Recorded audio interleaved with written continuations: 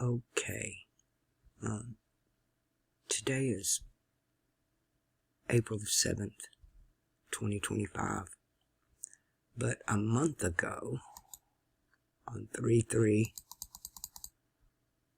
Uranus moved out of its retrograde and back into Taurus.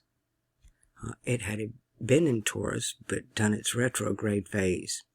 Now, I talked about this quite a bit a few years ago, and it showed up on quite a few charts that had to do with second Saturn returns. But this affects everybody, not just those individuals. Let me go back to today.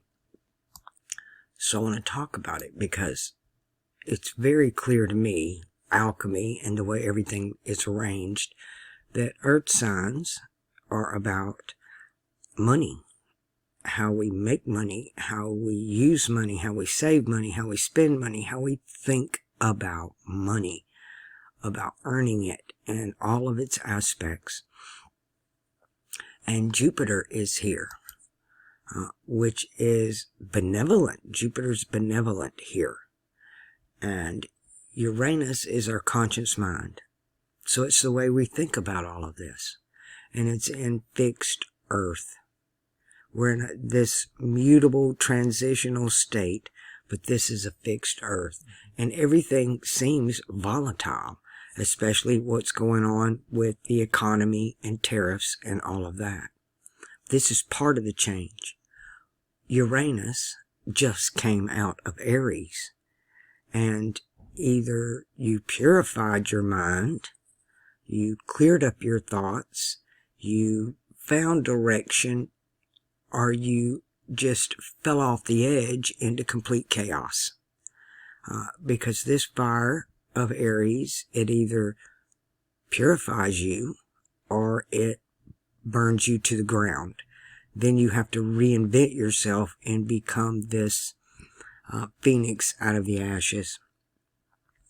Now, when we hear the word repent, we hear that a lot in Western society from religion. You got to repent. But I don't think people really understand what that means. I actually did a video on this too years ago. It kind of means, it comes from an old word that means to repaint. And in a lot of the really old translations that I referenced then, the word repaint actually is there, and it's translated repaint instead of repent. Ancient Gematria, those two words are exactly the same. So they have the same meaning. They have the same root value. To me, the Bible is clear. You repent by the renewing of your mind. Uranus, the way you think. So a man thinks, so he is. As a man thinks, so he is. If you think you're worthless, then you are. I grew up being told, you're worthless, you're never going to amount to nothing, everything that's wrong in my life is your damn fault, and just dumping the world's burdens on me. And that's who I was. I walked around looking at the ground. I felt like I had to become a people pleaser because I wasn't good enough. So that Uranus fire, that Uranus and cardinal fire should have really cleaned a lot of minds up or burnt them to the ground. Because why it burns you to the ground is because your ideas or your thinking patterns are not logical, out of sync, in error. There's just so many different ways of looking at it.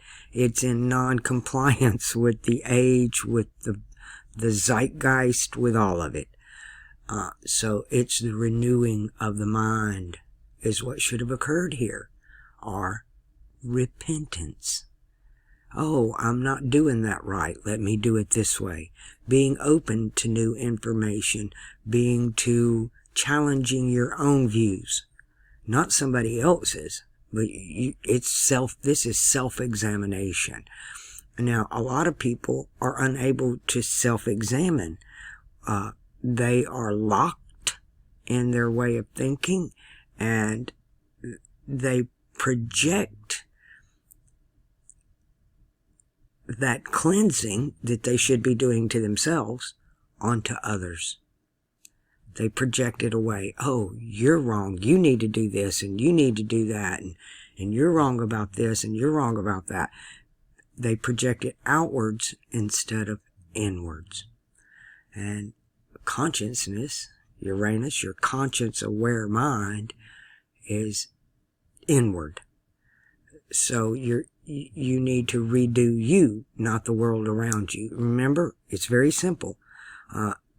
In the law of attraction, they only give you part of it when you need to see both aspects of it.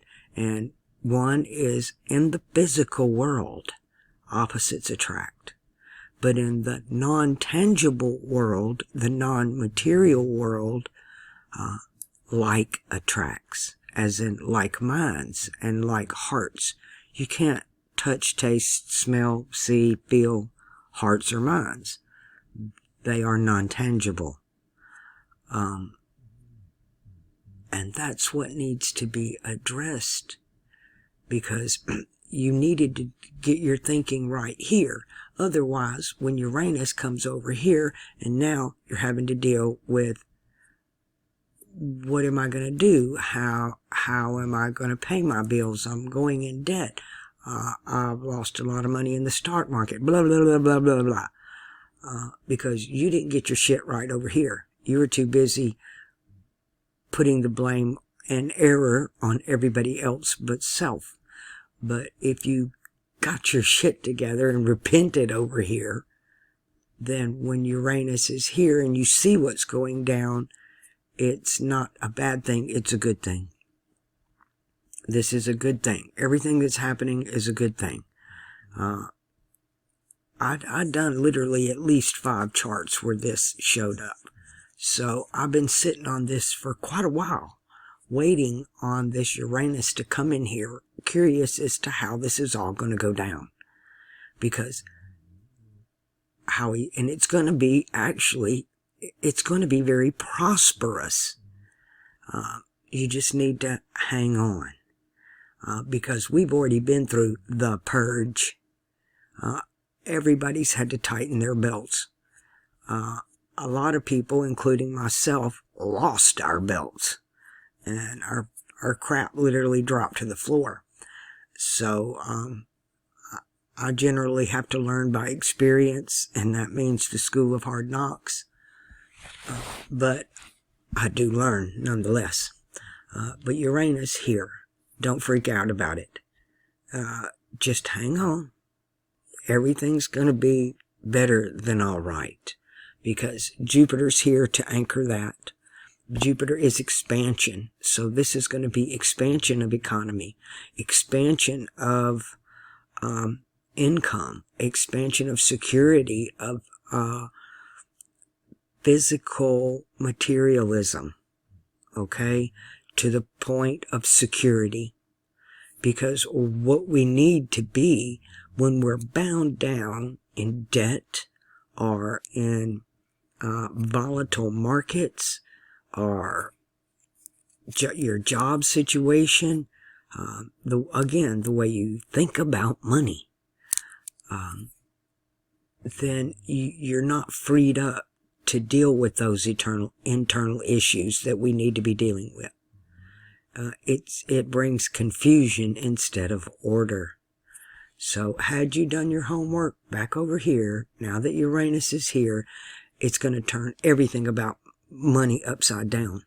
The way we look at it, our understanding of it, to understand what the economy really is, what the stock market is, what fiat currencies are, what cryptocurrencies are, what a gold-backed or a silver-backed currency is, what a petrodollar-backed currency is. All that's going to realign. The old is out. It's done. It's over. It's dead. It's been purged back over here.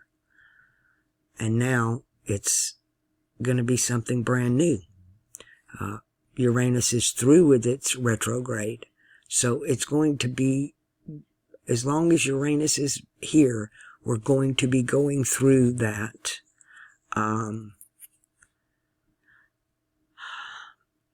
phase of building a new economy, of building a new way of banking, a new way of earning. A lot of people will have to change their professions. What is it? Biden told everybody that when Biden came into office, he told everybody that got fired off the Keystone Pipeline and all these coal mines and old energy, fossil energy production, to go learn to code. Well, now that's flipped in reverse. And all these people feeding off the government, all these parasites, which are mostly rich, filthy rich people anyway, all these fake charities and all that crap. Well, now they have to learn to go code, which is really a joke because AI is already taking over coding, if you don't already know that. So AI owns coding at this point, like many other jobs. So, but here, don't freak out about the money. Just don't. It's a waste of your time. One, there's nothing you can do about it at this point. But if you've done your homework back over here, then your feet are in the dirt right here on solid ground. Fixed earth is solid ground. It's stable. It's fixed, which is a good sign. Because if this were happening, say, in Virgo, in mutable earth, oh, that would be horrific because it would be all over the place. It would be mutable. It would be like quicksand. Whatever they built would just frickin' crumble. But what's going to be built, economy-wise, and the education of the people on the economy. This is what really needs to occur. And again, most people are hard-headed like I am, and you have to actually experience it and go through it to understand it. So, but there's going to be a re-education about money, expansion, growth, empire, all of that. It's going to be an economic empire. So, one not based on a mutable fiat currency. Now, there will be a backlash when Uranus,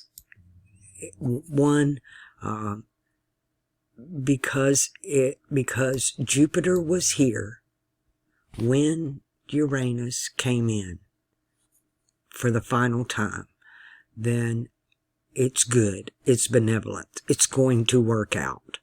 It's actually going to work. But when Uranus jumps over here into Gemini, what do they call it? A course correction. There's going to be a backlash because the people that are running this fake fiat currency scam on the whole damn world with this independently owned central banking shit, this is their energy source. This is where they get all their power, right here. It's called money out of thin air. And that's what Gemini is. It's thin air. Now, so again, this will be their final demise because after that it moves into cardinal water, which is home, mama's house, the divine feminine, the house of the moon, and this will be the end of fiat currencies as we know them right here when Uranus is here. Otherwise, and again, we're going to get the education of all that when that happens. The whole world's going to wake up to these facts that we're seeing play out on the world stage right now. Now, I'm going to be jumping through quite a bit of topics here really quick from one to the other because I've got a lot of ground to cover.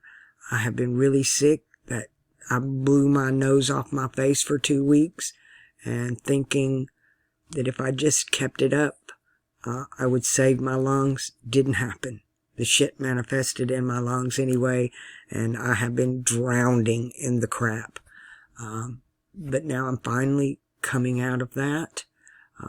So I'm just now getting to the point that I can probably make a video without having to pause too many times to cough.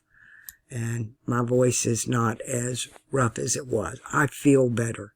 I haven't had a lot of fevers, but my solar plexus really hurts from coughing.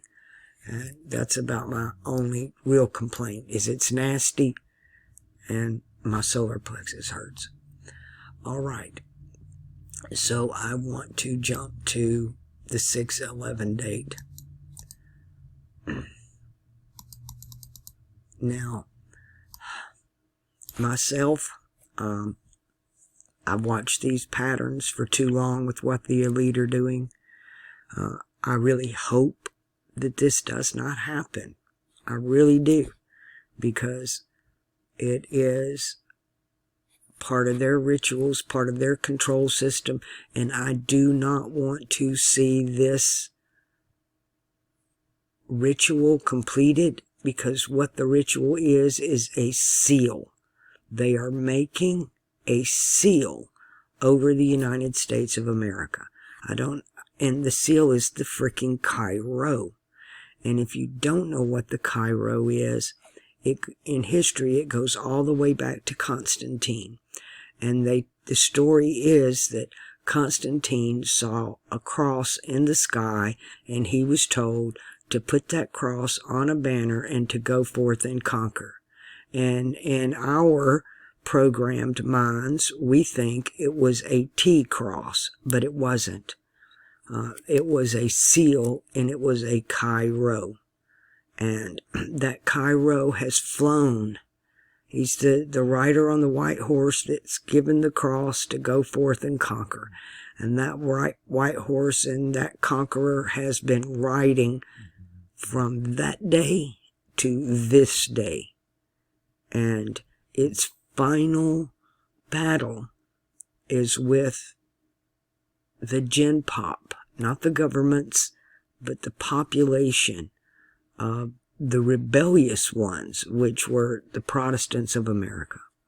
And so their final battle, which they worship these eclipses where the masculine and feminine come together, this gender bender, flip one for the other, but they're trying to make their seal over America, and they're using it, doing the 3/11, 8/11, 6/11, 12/11, and then the eclipses that make the big X that are over Carbondale, which is part of the New Madrid or the New Mother. They've already done the BP oil spill. I saw it way back then. I made the videos back then. Oh, this is the anointing of the Gulf of Mexico, because they need the New Mother. The New Mother is Isis. It's Mississippi is Miss Isis and Pepe, which was the high priestess of Isis. And as what we call Egypt is the land of Osiris, the southern part of America is called the land of Isis. You have Osiris and Isis. And the Mississippi flows south, and the Nile, the only river in the world that does it, it flows north into the Mediterranean. So they're birthing the New Mother, which has to do with the mRNA, the New Mother gene. The vaccine had everything to do with this. And you have Padre Island, the Father Island, and Corpus Christi, the body of Christ, and Tejas, which is TX. It is the fixed cross and the mutable cross, and the S, which is also the flag. The symbolism is the same as the Union Jack, the flag of the UK.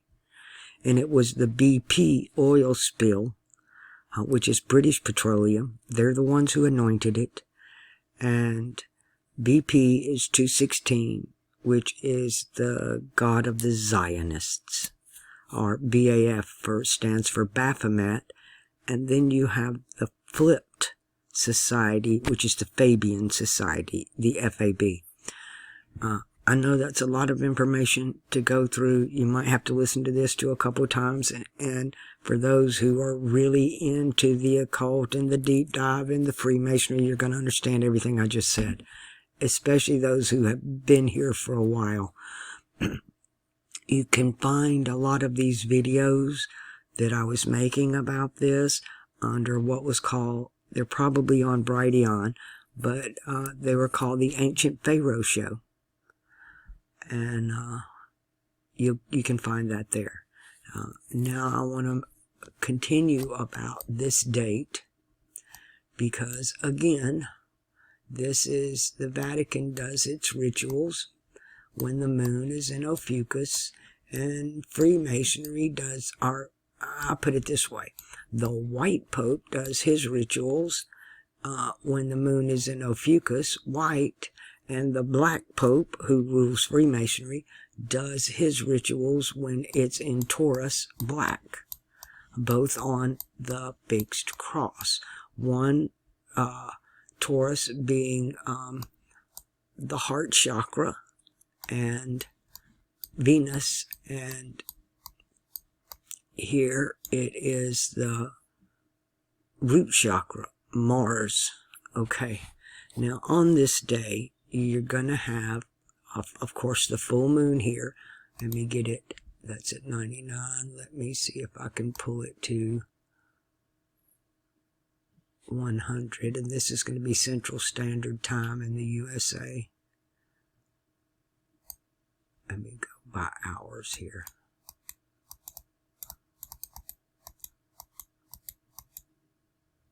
Okay, it's going backwards. I'm too soon. I need to go the other way.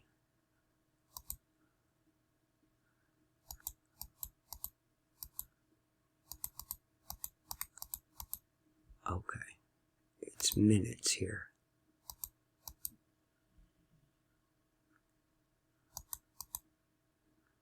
Oh, bear with me, hold on, I'll get it there.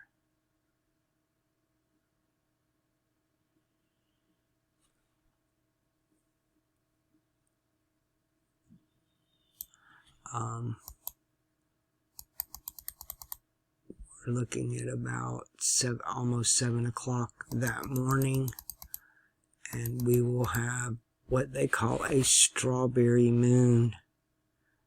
The strawberry fields forever. You harvest strawberries on this day. It's the first strawberry harvest. They grow in, you call the short season. It's one of the first harvest. My neighbor grows strawberries. My mother-in-law used to grow strawberries. I'm terrible at them. It's just a lot of work, and each plant, it's not like they put off a lot of berries. If you want strawberries, you have to grow a lot of them. Now, living in Mobile on and off throughout my lifetime, we used to go over to Baldwin County because they grew massive strawberries over there. And you would go in early summer. A lot of things happened in the first few weeks in June. But we would go over there and you picked your own strawberries. It was just freaking great. Love fresh strawberries. Can't stand the ones you buy in the store today. They're awful. They're tasteless. They're just freaking awful. But the 1st of June always opened hurricane season, shrimping season, strawberry season. So much happened there. I mean, we were out of school. It was, summer vacation. Everything was kicking off. There was so much to do. It's really a go, go, go time. It really is. It's freaking go time. It's time to go to the beach. It's time to go fishing. It's time to go shrimping. It's time to pick the strawberries. It's just a lot going on when you're connected to nature like that, and you see the cycles, and you know what's going on. And today, compared to then, you can see these cycles are breaking rank because they're breaking nature. I think that's the whole point of what they're doing. I read a long time ago, Maimonides and some along that line in the old Jewish stuff, that their whole deal was they're so mad they think they have to force God to come back. So to do that, they have to take the earth to the brink of destruction, to force God to step in. It's like a little spoiled brat kid having a temper tantrum where you throw yourself on the floor and you scream and kick until your parent just finally gives in. It reminds me of the story in Solomon where the woman wanted justice for her son. So every day she went to the gate to demand to plead to the king. And nobody would answer her request, so she went day after day. She didn't stop. She just kept going. Eventually, he gave her what she wanted just to shut her up. And this is the mindset of what the elite are actually doing, is they think that they can do what they want, any way the hell they want, because they're going to force their God now, their God, to come back. Lord, Lord, Lord. I'm not sure about what all spirits, souls, incarnate here. You know, when I was little, I didn't understand. I was naive. I thought, because I was empathic, that everybody around me was too. And I was wrong about that. And I thought, I was appalled growing up. Even I had experienced a lot of abuse in the home, but even what I saw outside of the home appalled me. Where are these souls coming from? This wickedness, this evil, you know. And then after educating myself in a lot of different philosophies throughout the ages of the different ways that different cultures throughout history, their thinking process, how they look at the world and life, trying to figure out the who, what, where, when, why, and how of it all. My voice is breaking down, I'm sorry. I've had the privilege of always knowing who I and what I am. Having memories before being in the body. You're not going to change me. You're not going to tell me, you're not going to piss on me and tell me it's raining.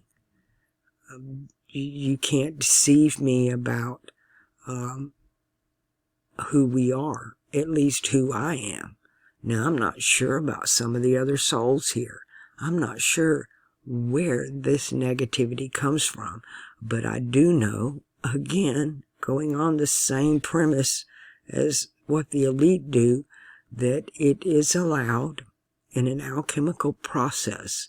You have to go through what is called fermentation.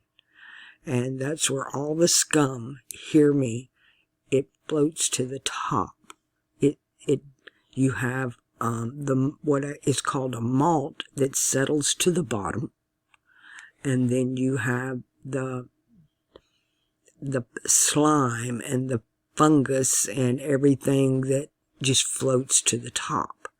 And then it's that middle part that's the good part. And to make the process start over, you get rid of you distill this to start with. You scrape the scum off the top, and you distill that middle part. Let's call it the middle class, the elite or the top scum. And then you have what I call the sleepers. They're heavy into materialism. They're just asleep, and they sink to the bottom. And they're down there for the bottom feeders. But that middle class, that's the part you take out and you distill it. You turn it from a mutable water into a cardinal water, which is a gas. And you do that with Aries, which is cardinal fire. So that's kind of what's happening with the economy and the concept, the philosophy of money and market systems and value and the time we invest into it versus what we gain out of it. You know, back in the 70s, my dad worked offshore and he made about $1,500 a week. And that was considered middle class back then. 5 kids, you know, $1,500 a week, but you're working 2 weeks on, 2 weeks off. So you're making about $3,000 a month. And our rent was probably about $300 a month. 1/10 of what he made. And today, everything has gone up. But a lot of those incomes have either remained the same or some have even dropped to where you got to work. Back then, one man could work and support his family while the wife stayed home and take care of the kids. And you had multiple kids. Now you've got families with 1 or 2 kids. Both parents have to work. One parent is having to work 2 or 3 jobs just to make ends meet, to put food on the table. To this, there are no savings. There are no vacations. There's none of that. So many people are struggling because we're going through the distillation process. And all things work like this, including the economy. And this is what's going on with it all. Now this date's huge because Jupiter is still hanging in there in Taurus, this 6/11 date. And the Sun is in Taurus, and Uranus is in Taurus, so our minds are fixed. Our power center is fixed. Jupiter ruling our desires. This is what we want. Jupiter is your desires. It's what you want out of life. Some people want money. Some people want love. Each of us go through different points in our life of what it is we want, based on what we think life is about. But Mercury is in his own house here of Gemini. But this date concerns me in more ways than one. Let me shoot it back over to the Western tradition. I prefer to look at it in the Arabic, especially when dealing with Taurus, because it's more accurate. You don't have to look at the numbers. You can just look at the imagery and it's clear. I've been getting a lot of information and understanding the pieces of the puzzles of crap I read years ago and am still learning about are starting to make sense to me now on more of what's going on here with Gemini and why we're in an upside down world and why it's a split, divided house and everything. And because Mercury rules this house. And this has to do with, Mercury is supposed to deal with logic, intellect, the mind of man, okay? When that Mercury and that Uranus come together, that's your conscious mind and your intellect coming together, which we see back over here. It's going to happen before this date. I'll back up to that in a minute. But I have been for years now paying attention to and watching the videos on David Oates' reverse speech. He was like the father of reverse speech. He's the one that brought it to the CIA's attention. A lot of people think that they put these backmasking in the songs, but they don't. Those are happening naturally. And again, this is reverse speech. It's implied that it is the subconscious speaking, and that it doesn't lie. It outs people when they are lying, and it speaks truth. But again, it speaks in symbolism. Now remember, the universe, the subconscious mind, and our dream state do not speak in language. They speak in symbolism. And a lot of the symbolism is coming straight from what we call the zodiac. I can almost call it, it's like looking up into the sky and seeing the subconscious mind. It's freaky because the symbolism keeps coming up, and it's talking about the wolf. The wolf. Now, I'm familiar with the Native American what do they call it? Metaphor that there are two wolves living inside of you, a good wolf and a bad wolf. Which one lives?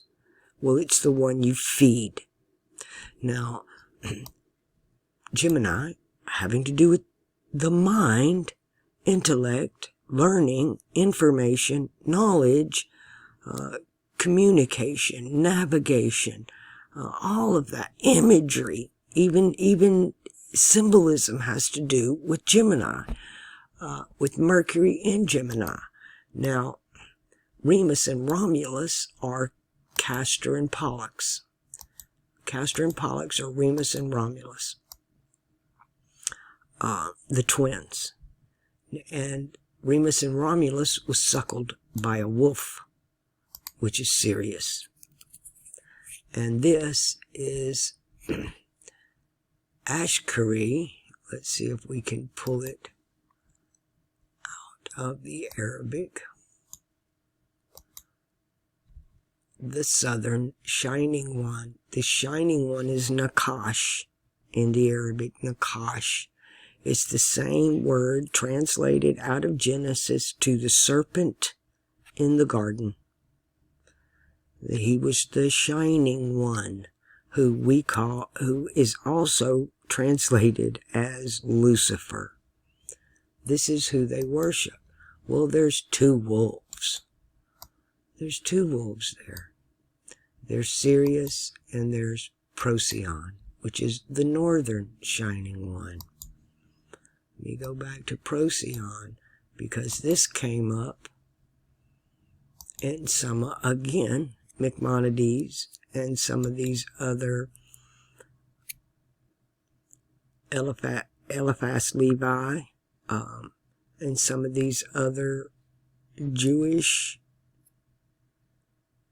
I don't even know how to describe them, philosophers, prophets, rabbis, occultists. Anyway, it came up about that if they had their way, that Procyon would be the pole star, which is Polaris. It shifts. There are 3 pole stars that shift over. They shift with what we call the crosses. When we are on the mutable aeons, not the crosses, the aeons. We started this aeon in Gemini on the mutable cross with Polaris, and it will end in Pisces with Polaris, but then it'll switch to Vega for the cardinal, for the fixed aeon, as we move from fixed water all the way around to it moves 4 aeons, and then it always starts with air, fixed air to cardinal air, and then it'll move to the 3rd. I forget what the 3rd one is. Alcyon. But they wanted the little dog star, the dog and pony show, I call it, to shift. And I wondered, because Polaris is up here. Let's zoom in, because we also have, where's the others?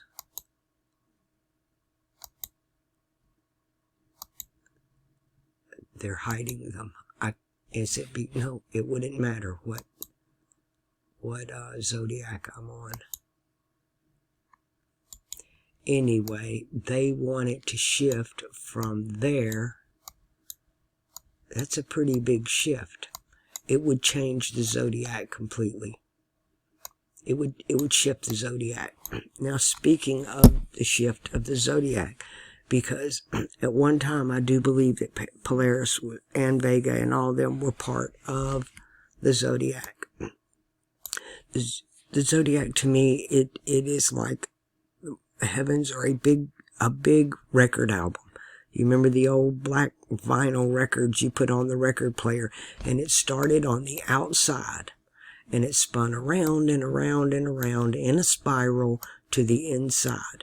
Well, if you look up, all of the ancient tales are about the bear, the lynx, the watchers, Perseus, Medusa, Andromeda, Pegasus. It's all above the zodiac. Hercules. These are Arcturus. All of these are the ancient stories above the zodiac. And we're living in the zodiac itself. This is all what's going on right now. But when it talks about the future, it's all going to be down here. So we're spiraling inward. We're spiraling to the center point. The whole thing's collapsing in on itself. Or it's coming to the end of the song. The end of the album. It's actually 12 songs, and each song has 3 stanzas.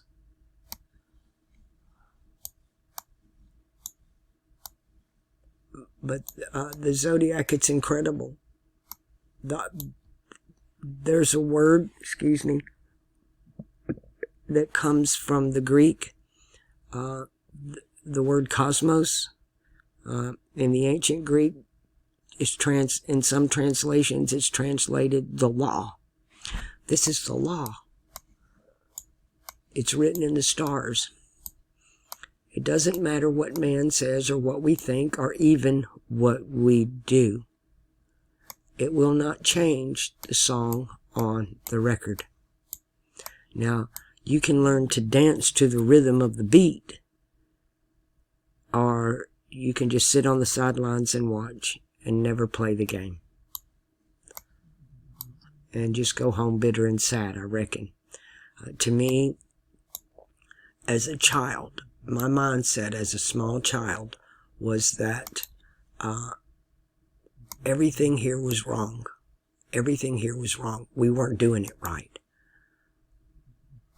Let me bring us back to now. We weren't doing it right. That we came here, I'm having trouble pulling it out.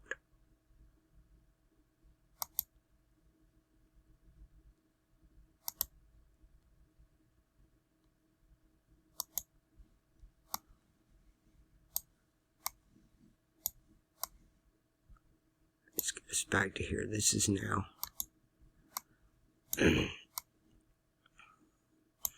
That we came here to just be with each other. We didn't have bodies there. We came here to play. This is like a huge playground. And we're supposed to be here enjoying each other's company, loving each other, learning, creating. It's like going to kindergarten and you get to finger paint and play in the clay molds, and that's what we're supposed to be doing here. And the whole thing got hijacked. The whole thing has been hijacked for a very, very long time by some very, very evil, slimy, floating to the top scumbags. That's why they call them scumbags. The scum actually floats to the top. It don't even have to try. It just does. because it's an alchemical process, and that's what all this is. All right. I think I've pretty much said what I want to clear up about what's going on in the heavens and what's going on right now. Losing my voice again. Let me pause, get something to drink, and then I'm going to go ahead, bite the bullet, and I'm going to talk about these fiery ass dreams that I'm having amidst all this water events going on in the heavens. Okay, before I do the dreams, there's one last thing I want to talk about, and that was the equinox this year on 3/20. Because for most of my life, the equinox has been on 3/21, except for on leap year, it jumps to 3/22 or 3/22. Now, it's on 3/20, which at 3/21, we were 10 degrees from 3/11, which is the Aquarius marker, the fixed cross marker, let me put it that way, which was the Fukushima event. The 3/11 marked the fixed cross marker. And so we were 10 degrees from it, which is 720 years. Now that we are at 3/20, we've passed that mark of 72 years. That I think it happened in maybe 2020, and I just wasn't really paying attention. But the 3/20 mark drops us down to 9 degrees instead of 10. So that's 9 times 72. So you can take the 720 years and subtract 72 degrees from that, which is like 652 in that area. So we've moved the sun has moved 1 degree in my lifetime, which would take it back to 1958 was when the last degree shift occurred. It's every 72 years. 72 years. Is it 48? 48? Am I right? I need to do some math there. Anyway, that shift has occurred. So we are now 9 degrees separation from the celestial clock's end of this age. We are now at 21 degrees Pisces. No, 22 degrees Pisces. 22 degrees Pisces. Before it throws us into 1 degree of Aquarius. For those keeping count, the shift happened. And if they're talking about a shift, I think that's what they're talking about. Because it happens every 72 years. You can really only live 1 degree of the sun in your lifetime. The end of one or the in between two. But just 1 degree, that's 72 years. You'll never experience the culmination of more than 1 degree in your lifetime. Because most of our childhoods are wasted anyway. And today they're completely hijacked. We have no childhood. The governments have taken over. Their whole point is to break down the family. The government is the father. It's the mother. And again, government means to govern the mind. Now, I'm just going to dump this right here between Aries and Pisces because it's like a battle of fire and ice, which is that Star of David. The Magen David is a representation of fire and water, are Europe and Asia, Eurasia, Caucasia. All of this is fire and water. And we have so much water from now until the fall equinox, which is Earth, right? Both feminine. They're very feminine forces. The equinox are in the feminine houses, immutable houses for transmutation, for change. But I'm having these wild dreams that are all about fire. So I'll talk about them for a minute. To begin, I have to again go back about 10 years to when I was talking about the ancient Pharaoh show and the BP oil spill and what was coming down and all the symbolism behind it. And at that same time, I had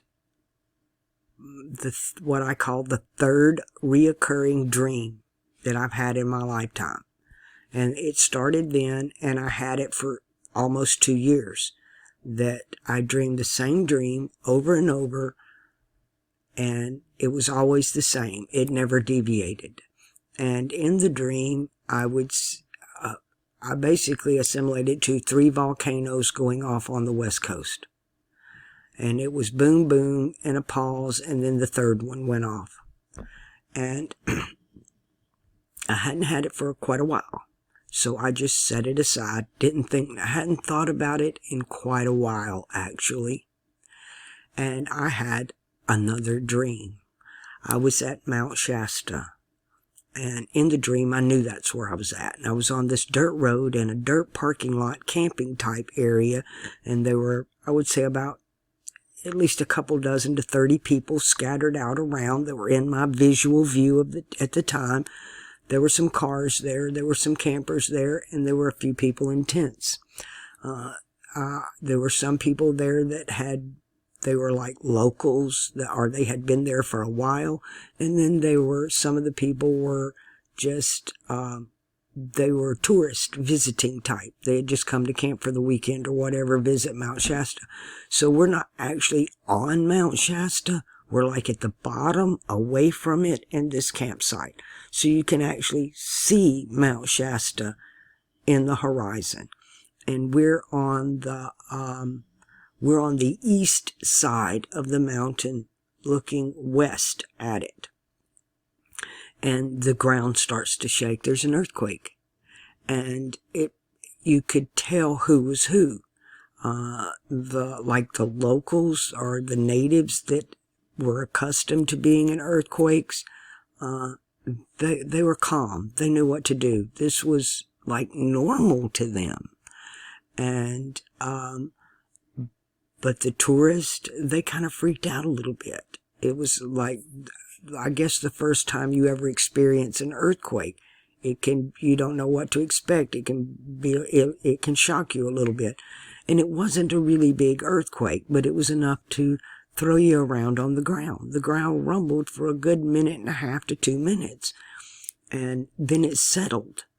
And then the whole mountain went boom. And immediately in my dream,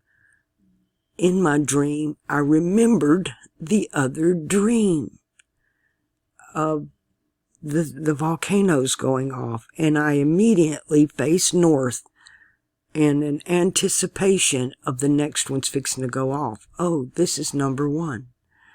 And I'm looking immediately while everybody else is doing I'm off in my own world, looking for the next one. I'm already a step ahead. It wasn't about the earthquake that was happening there and the mountain going off. It was the others are coming. And then I immediately had a knowing that, it was like I had a download, and in my dream it was like, this isn't happening naturally. That what it was occurring there was man-made. And it was a distraction. And the dream ended. Or that part of the dream ended. Because then I'm on the other side of the frickin' world. And I'm standing like almost on a hill. It's not a big mountain. It's not real big, but I'm on a hill big enough to where I'm looking down over part of Constantinople. And I know it's Constantinople because I'm looking at the Hagia Sophia, which I have actually spent a lot of time in the past few years looking at because of iPet Go 2. Now, this is interesting. because I'm watching riots go off in Turkey. I'm watching the people losing their shit. And it's everywhere. It's massive. And then it starts. There's the shit's hitting the fan, and they blow up the Hagia Sophia. And after the fact, not in the dream, well, let me finish the dream first. Because when they blow it up, there is what you call the crescent, and the moon fell to the ground. And out of the footprint of where they blowed up the Hagia Sophia, a cross came up, made of light. It was made of like white light with maybe some light blue shimmer to it. And it came up out of the footprint of where it blew up, and it rose up into the sky. Again, reflecting back, I know in iPet Go 2, they blow up the Hagia Sophia, and a whirling dervish comes up at a full moon into the sky. And this is Sufism, which is the star and crescent, is rising. But in my dream, it was a cross rose up out of that ashes, that footprint of where they blew it up. Completely opposite of what iPet Go 2 was. Now, another dream I had about Turkey, actually, it started in Greece, and the people in Greece were preparing for war. And this affected me in my dream. I had I was worried. It was almost like a broken heart, a heartache, because I knew what was coming. I knew that Greece was fixing to be attacked by Turkey. And then I saw the armies of Turkey and the fellow leading them that I did not recognize. I don't know who this was. Now, after the dream, I looked up different officials, the president, all of that in Turkey, and this Erdogan is not the guy. That's not him. So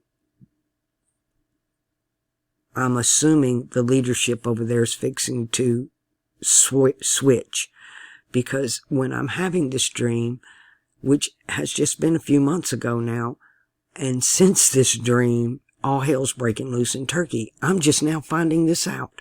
I haven't actually looked into it till now, and finding out what's going on over there. That, like everywhere else, pick a country, France, Great Britain, even here, they're causing riots all over the world again. And but this leader, he was the leader, he was ruling the whole country, but it's not the one that's in charge now. And he was spewing some rhetoric, and they were attacking Greece. I didn't know why, but and it was almost like Greece was the distraction, because they were attacking them from land and water. But then all of a sudden, it looked like all these ships that had, I guess, put in the Adriatic were attacking Cyprus. They completely took over the island of Cyprus, which, in my understanding, is probably more British people there right now than anybody. But this guy that had taken over the Turkish mentality and was throwing everybody into a frenzy, he had cut off the water. Nobody could go in or out of the Black Sea. And he cut off the water in the Euphrates. And then he dumps all these ships and all these people into all these little islands off the coast of Greece. Now, in the dream, they completely take over. But all hell breaks loose. And by the end of this dream, all I'm seeing is every city, and I mean every village, every town, every city, every metropolis in Turkey was leveled. Syria was leveled. Iran was leveled. A greater portion of Lebanon was leveled. Decimated. Completely decimated. But what was shocking was who done it. Because they were planes and drones and all kind of shit, and they were coming out of the Black Sea. They were coming out of the Black Sea. And it looked like Russia, which I always thought Russia was backing Iran. That Russia stood more with Turkey and Iran than the European Union did. So, in my dream, it's ass backwards from what's going on. In my dream, I'm seeing no water. They're cutting off the water, for that matter. And it's just one explosion after another. Boom, boom, fire. Fires are everywhere. Everything's on fire. Every city, every village, every town, everything is burning. The whole region was just lit up and on fire. And it was devastating. And it was scary. In my dream, I was terrified. I was terrified for the people. It was like, in my dream, I knew nobody, nothing, and nobody can survive this. Nobody. Now, also in the dream, the country of Greece didn't get hit as hard as Cyprus did. It survived. Greece survived, but everything around it did not. It did not. It was waylaid. And that's what I dreamed. And that's going to affect a lot of people in this world. I hope it's just a dream. I hope that my subconscious mind and the symbolism is mirroring all this water, because it would be much better to have that whole area flooded out than the... Let me put it this way. Drowning is easy. It happens instantly. Your soul jumps out of your body before your body ever hits the water. Drowning is easy. But burning alive, that's horrific. That's unimaginable. It's just the horror of it all. It's too horrible. The screaming, the yelling, the flesh falling off the bones. This is what I'm seeing. And it's disturbing, to say the least. And I relate the two dreams, the first part and the second part, of America's not going to be part of any of that, because we're dealing with our own shit over here. We were attacked with some kind of, I don't know, scalar wave or laser, whatever, that they blow these volcanoes on the West Coast, all the way up from what I would say Mount Shasta north into Alaska. 3 of them are going to go off really quick, really fast. Just boom, boom, a pause, and then the third one goes, and America is devastated. And in this sequence of dreams, I don't see the New Madrid go off at all. I just see that when that happens on the West Coast, and then instantly I'm standing halfway around the world watching all this crap go down in Turkey. And it was very scary and disturbing. and fire, and I hope these dreams stop, and I hope that's all they are just dreams. But symbolically, let's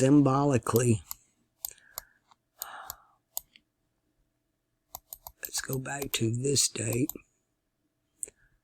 First, I want to pick up on, because this is where I got it the first time, was Mars.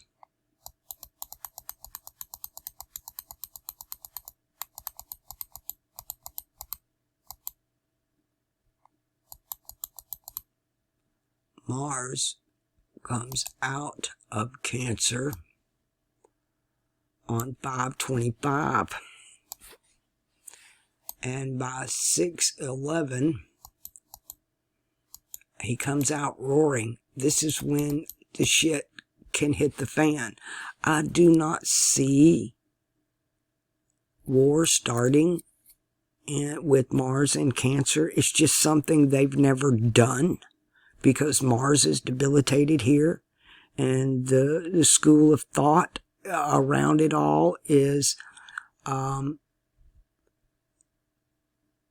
whoever starts a war with Mars and Cancer automatically loses it. There's no way you can win. Whoever throws the first stone loses when Mars is here. So that no stone will be thrown until 5/26, which puts us right on the heels of 6/11, which when Mars leaves Cancer, it's like a horse coming out of the gate at the Kentucky Derby. It's just full on. You come out with everything you've got. The whole trick is to winning the race is how fast you can get out of the gate. Whether it's in a track meet, a dog race, a horse race, it's the coming out of the gate is so important, and you come out with everything you've got. And that's Mars, because he's fixed in Taurus, and he's very stable, that root chakra, but he becomes very unstable in Gemini to the extreme. It's either you're really, really happy or you're really, really sad to the point of suicidal. Very bipolar. But then he comes out of this bipolar state into debilitation, which really can be depressing, but you can't get anything done. You're just emotionally blocked and sexually blocked as well. But when he hits Leo, that's fixed fire, and it's on, Jones. And unfortunately, you don't have but a short time that Mars is here before he's dumped back on that mutable cross. And you get the setback. You get to have to pull your troops back and regroup. You have to transmutate. You have to change what you're doing. And then the battle moves into cardinal air. And when Mars is here, cardinal air, let me bring him around.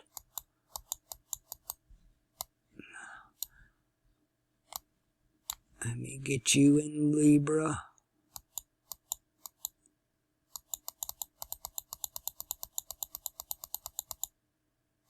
Oop, I'm on the wrong one. Got to be on the right. There we go. On 10/5, 10/4 is the last day of Virgo. 10/4, over and out. Then you move into cardinal air, and this is when the real battle starts. When it escalates. It's the crescendo. It's the apex. It's the most high of heaven. It's the scales. It's the balance. It's finishing the job. This is when you throw everything you've got at it. Here, October. Last day, October 4th, it's mutable. And then again, you're coming off that unstable right into a cardinal sign, and it's boom. Because opposite this is that cardinal fire. And this is what all has been showing to me concerning all this fire and all these dreams in the zodiac, all this alchemy compared to all the water in the heavens, all the planets and all these water signs, everything being acted by water, water, water, mutable water, cardinal water, fixed water. But my dreams are all fire, fire, fire, which is Mars, Jupiter, and the Sun. But cardinal fire in particular, wars, and Mars. So from 525 to 611 are huge dates where Mars is coming off that debilitation into fixed fire, ready for battle, and then dumping into mutable earth where everything changes. The ground falls out from under you. The rug's pulled out from under you. It's a paradigm shift. And then here, where 10-4, last day, over and out. And that's my dreams, my interpretation and summary of them. As scary as they are, I could go into detail because watching flesh fall off bones, I've got a lot of description for the crap I saw. But this is the whole gist of it. Now, again, I've looked on the internet, and the guy that is running the show in my dream, I am not seeing on the world stage at all right now. All I know is the guy in charge now in Turkey. If what I'm dreaming has any relevance of reality, he ain't going to be there much longer. He's going to be replaced by a radical. He's going to stir the people up. He has the people's hearts. Oh, wow. Ironic, 10-4. And the moon is in fixed air as Mars moves into cardinal air. Now, why wouldn't I see that? Jupiter conjunct Pollux and Procyon. Venus is on that line. She's almost in Virgo. Venus on the fixed cross. And the Sun in Virgo. With Mercury exalted. Mercury's in exaltation here. Mercury, the Mars, and the Sun. This is the last day all three of them will be together. In Virgo. And what percentage are you? 89%. Are you waxing? Yeah, a waxing moon. And Saturn fully in Pisces. Let's talk about Saturn in Pisces for a minute. Let me put it back to now.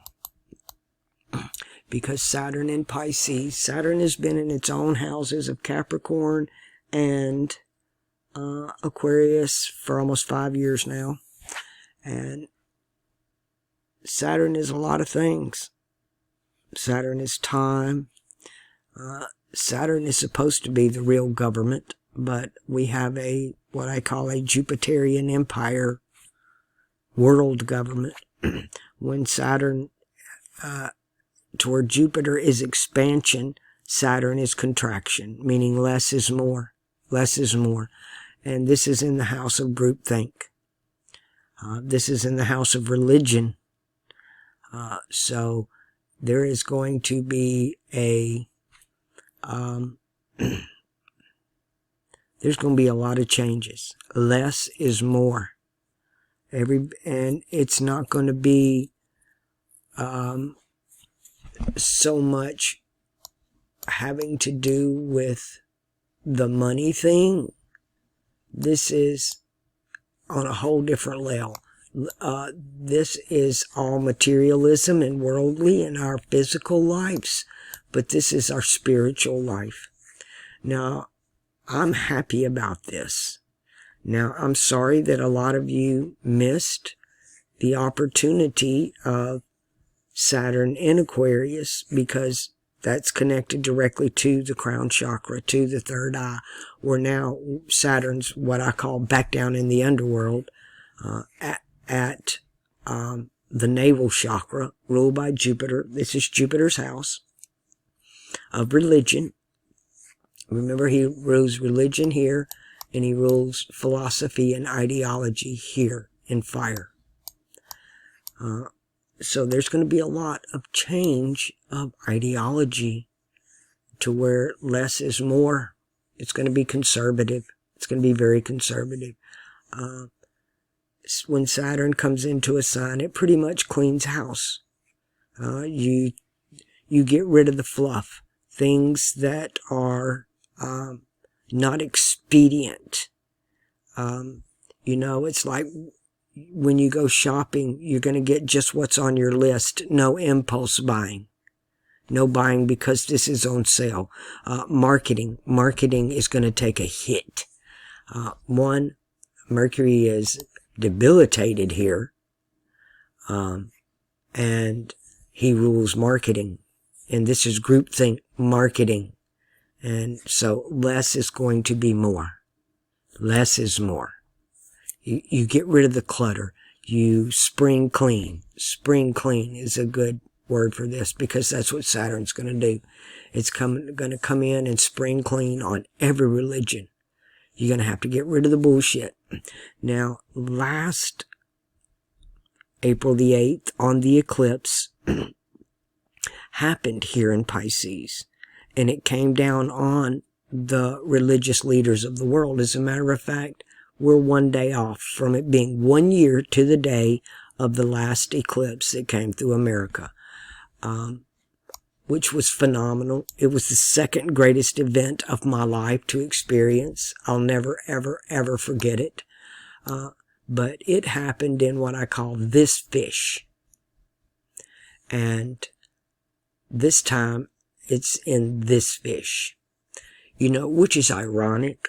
Let me stop and back up and punt here for a second, because I'm looking all of this in the alchemical astrology and the Vedic astrology, because to me the solar astrology is 23.5 degrees off, and last year in solar astrology the eclipse happened in cardinal fire. This year everything that the equinox and all that, this other eclipse, everything happened in fire on the solar in Western astrology, but it all happened in water in Eastern astrology. Everything in the heavens I'm seeing in alchemy and Eastern astrology is happening in water, but in my dreams and in solar astrology, it's all fire. Back to Saturn and karma.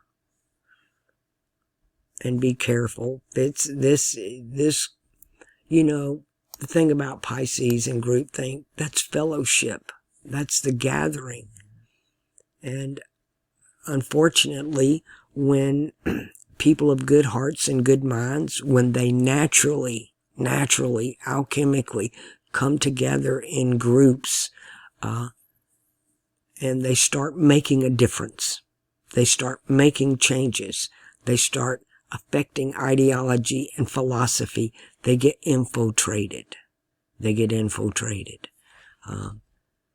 To me, there's a protection against that with Saturn there. Now, Saturn is going, I loved it most of all because we had Venus retrograde and Saturn moving forward. And immediately when they come together, when they finally meet, that's when Venus turns around and Mercury's turned around, Saturn's going forward, and they're all now moving in that direction. And she's exalted. So here's a good date. Right there, which is 4/24 coming up.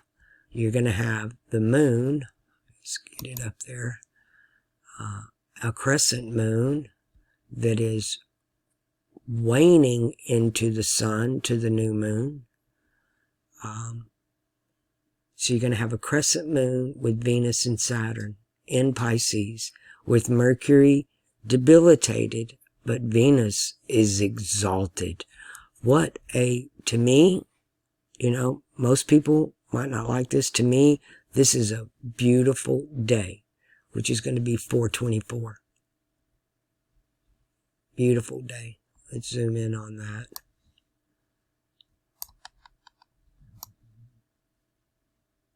It's a 10%, 10.6% crescent moon with Saturn on the bottom and Venus over the top, with an exalted heart. And here's the thing about it. Mercury, Venus, and Saturn, they rule the upper chakras.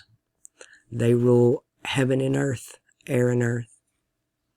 And they're in water. They're in the group thing. They're in the house of religion. They're in the house of where people come together. The gathering. It's the gathering.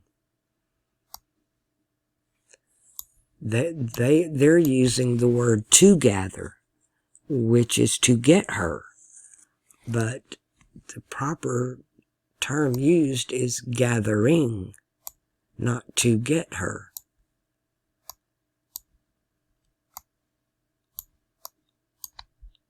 So loving that date right there.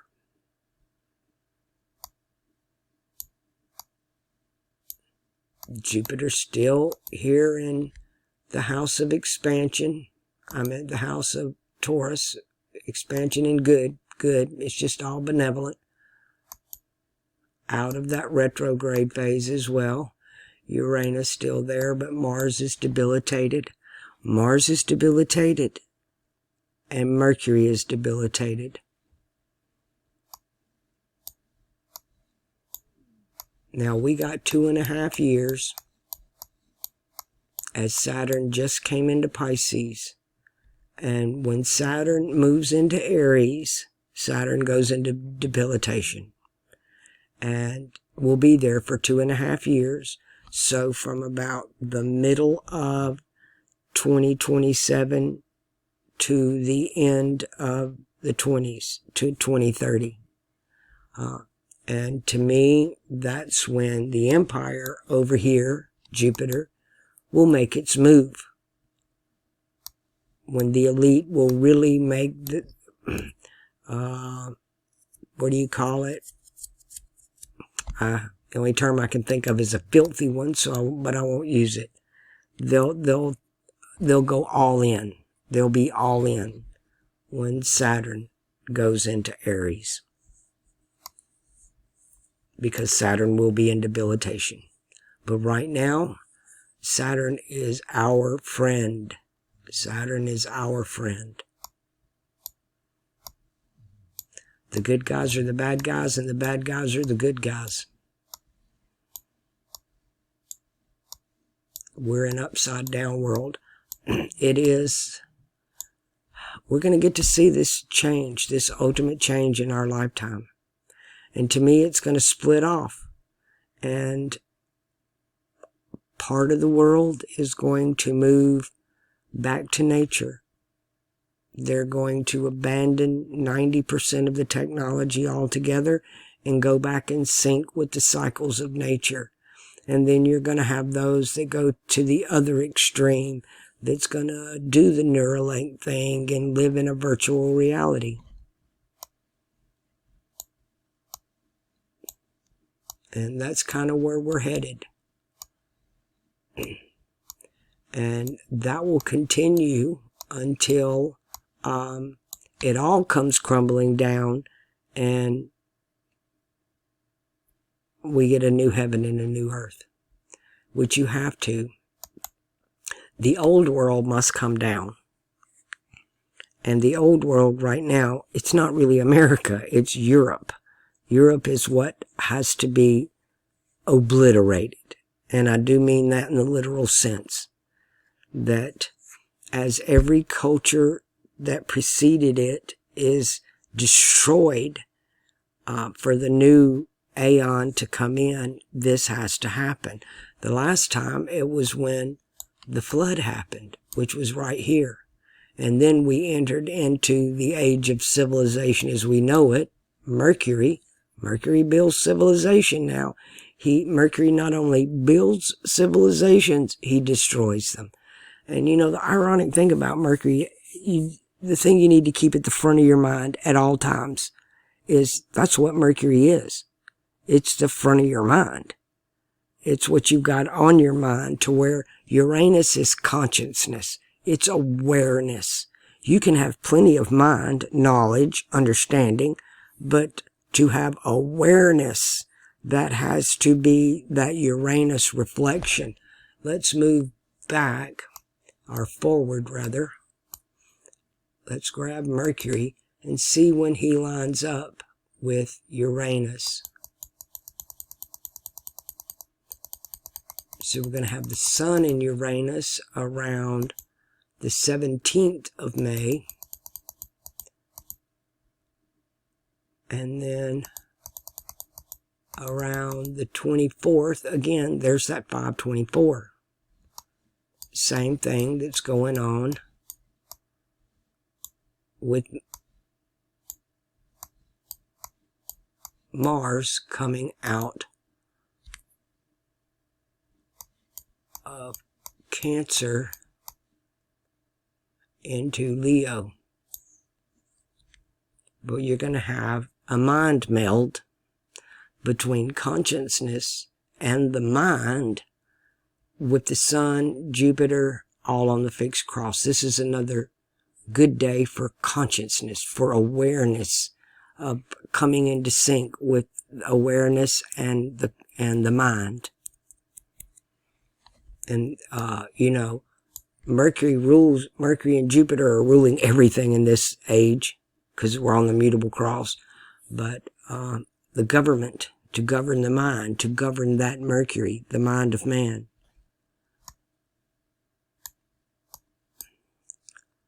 But this is the day that Mars is going to jump into Leo.